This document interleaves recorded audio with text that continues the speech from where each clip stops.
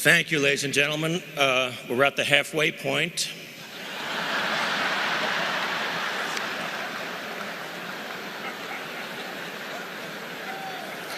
I was clean-shaven when this started.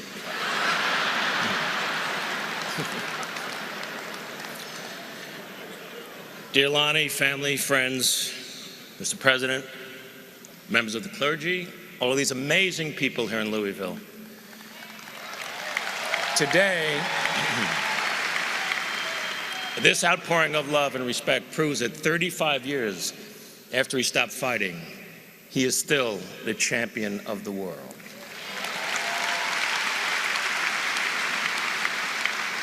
Last week, when we heard the news, time stopped.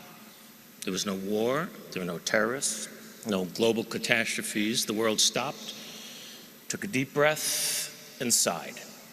Since then, my mind has been racing through my relationship with this amazing man, which is now 42 years that I know him. Every moment I can think of is cherished, and while others can tell you of his accomplishments, he wanted me to speak and tell you of some personal moments that we had together. I met him in 1974. I was just getting started as a stand-up comedian and struggling, but I had one good routine. It was a 3-minute conversation between Howard Cosell and Muhammad Ali, where I would imitate both of them. Ali had just defeated George Foreman and regained the heavyweight title. Sport magazine made him the man of the year, and Dick Schaap, a wonderful writer and a great man, was the editor for Sport, and he was going to host this televised dinner honoring Muhammad Ali. So Dick called my agent looking for a comedian who did some sports material. As fate would have it, that comedian was not available, and she wisely said, "It's destiny, man."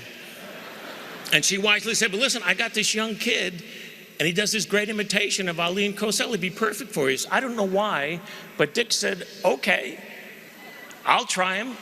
If he stinks, I can cut him out of the show." I couldn't believe it. My first time on television, and it would be with Ali. I arrived at the Plaza Hotel. The event was jammed. I met Mr. Schaap, who would later become a part of my family. And he said, "Well, how should I introduce you? Nobody knows who you are." And I said, "Just say I'm one of Ali's closest and dearest friends." And my thought was, I'll get right to the microphone, go into my Howard Cosell, and I'll be fine. And then I nervously moved into the jammed ballroom, and that's when I saw him for the first time in person. It's very hard to describe how much he meant to me. You had to live in his time. It's great to look at clips, and it's amazing that we have them, but to live in his time, watching his fights, experiencing the genius of his talent was absolutely extraordinary. Every one of his fights was an aura of a Super Bowl. He did things nobody would do. He predicted the round that he would knock somebody out in, and then he would do it. He was funny. He was beautiful. He was the most perfect athlete you ever saw, and those were his own words.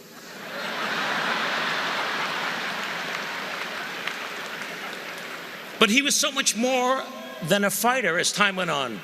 With Bobby Kennedy gone, Martin Luther King gone, Malcolm X gone. Who was there to relate to when Vietnam exploded in our face?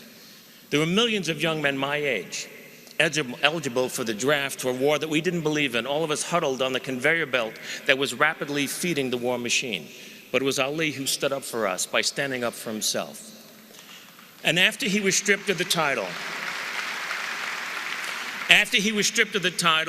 and the right to fight anywhere in the world, he gave speeches at colleges and on television that totally reached me. He seemed as comfortable talking to kings and queens as the lost and unrequited. He never lost his sense of humor, even as he lost everything else. He was always himself, willing to give up everything for what he believed in. And his passionate rhetoric about the life and plight of black people in our country resonated strongly in my house. I grew up in a house that was dedicated to civil rights. My father was a producer of jazz concerts in New York City and was one of the first to integrate bands in the 40s and 50s. Jazz musicians referred to my dad as the Branch Rickey of jazz. My uncle and my family, Jewish people, produced Strange Fruit, Billie Holiday's classic song describing the lynching of African Americans in this country. And so I felt him. And now there he was, just a few feet from me. I couldn't stop looking at him, and he seemed to like glow, and he was like in slow motion, his amazing face, smiling and laughing. I was seated a few seats from him on the dais, and in the room were all of these athletes in their individual sports, great ones. Gino Marchetti of the Baltimore Colts, Franco Harris of the Steelers, Archie Griffin, who had won the Heisman from Ohio State, literary legends, Neil Simon, George Plimpton, all on the dais, fawning over Ali, who then looked at me with an expression that seemed to say, "What is Joel Grey doing here?" Mr. Shapp introduced me as one of Ali's closest and dearest friends. 2 people clapped. My wife and the agent. I rose, Ali still staring at me. I passed right behind him, got to the podium, went right into the Cosell. Hello everyone, Howard Cosell coming to you live from Zaire. Some would pronounce it Zaire. They're wrong. It got big laughs. And then I went into the Ali. Everybody's talking about George Foreman. I want to talk about George Foreman. George Foreman was ugly. He's so slow. George was slow. I come on, voop, voop, voop. And then I rope-a-dope George, and I'm still fast at 33 years of age. I'm so fast I can turn up the lights, be in my bed before the room gets dark.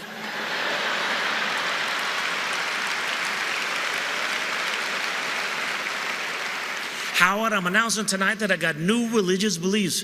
From now on, I want to be known as Izzy Yiskowitz. I am now an Orthodox Jew. Izzy Yiskowitz, I am the greatest of all time. The audience exploded. See, no one had ever done him before. And here he was, a white kid from Long Island, imitating the greatest of all time, and he was loving it. And when I was done, he gave me this big bear hug, and he whispered in my ear, "You're my little brother."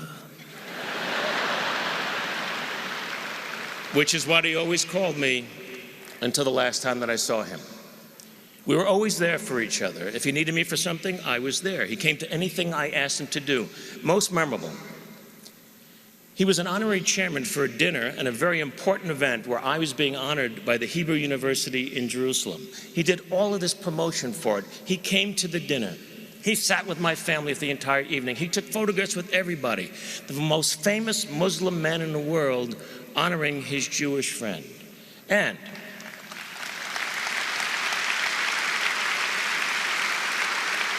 because he was there, we raised a great deal of money, and I was able to use it to endow the university in Jerusalem with something that I told him about. And it was something that he loved the theory of, and it thrives to this day. It's called Peace Through the Performing Arts. It's a theater group where Israeli, Arab, and Palestinian actors, writers, and directors all work together in peace, creating original works of art. And that doesn't happen without him. I had so many funny, unusual moments with him. I sat next to him at Howard Cosell's funeral, a very somber day to be sure.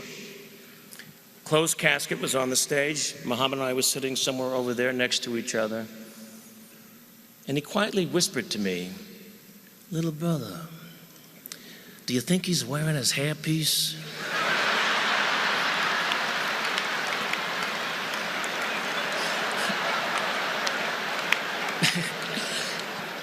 So I said, "I don't think so." "Well, then how will God recognize him?"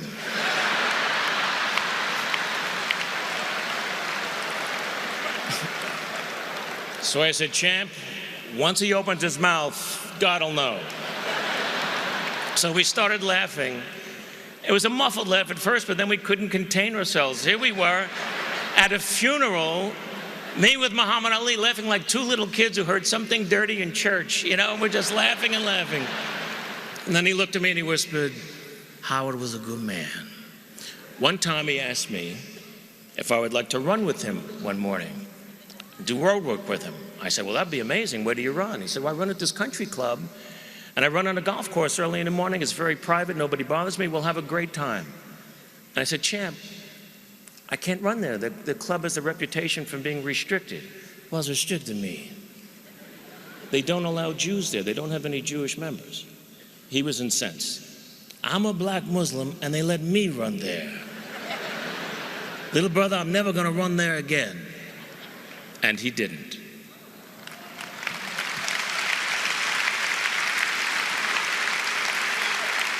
My favorite memory perhaps was 1979.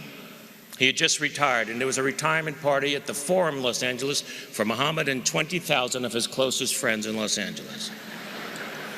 I performed a piece that I had created. The imitation had grown into a life story. It's called 15 Rounds. And I play him from the age of 18 until he's 36, ready for the rematch with Leon Spinks. I posted it on the internet last week, footage that nobody had ever seen before of me portraying Ali, doing his life for him all those years ago in 1979. There were 20,000 people there, but I was doing it only for him. It's one of my favorite performances that I've ever done in my life. I sort of got lost in him. I didn't even know where I was at the end of the performance. And suddenly I'm backstage with another heavyweight champion, Richard Pryor. And Pryor is holding on to me, crying. And then I see Ali coming. And he's got a full head of steam, and he's looking only at me, and he nudged Mr. Pryor aside, and he whispered in my ear with a big bear hug, "Little brother, you made my life better than it was." But didn't he make all of our lives a little bit better than they were?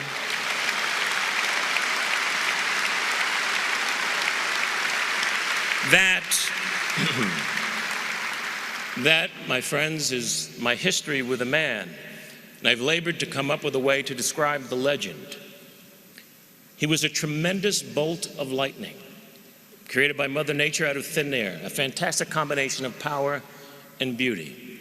We've seen still photographs of lightning bolts at the moment of impact, ferocious in its strength, magnificent in its elegance. And at the moment of impact, it lights up everything around it, so you can see everything clearly. Muhammad Ali struck us in the middle of America's darkest night, in the heart of its most threatening gathering storm. His power toppled the mightiest of foes, and his intense light shined on America. And we were able to see clearly injustice, inequality, poverty, pride, self-realization, courage, laughter, love, joy, and religious freedom for all. Ali forced us to take a look at ourselves. This brash young man who thrilled us, angered us, confused, and challenged us ultimately became a silent messenger of peace, who taught us that life is best when you build bridges between people, not walls.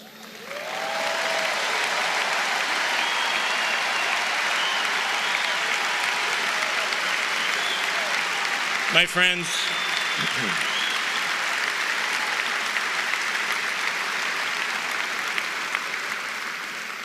friends, only once in 1,000 years or so do we get to hear a Mozart or see a Picasso, read a Shakespeare.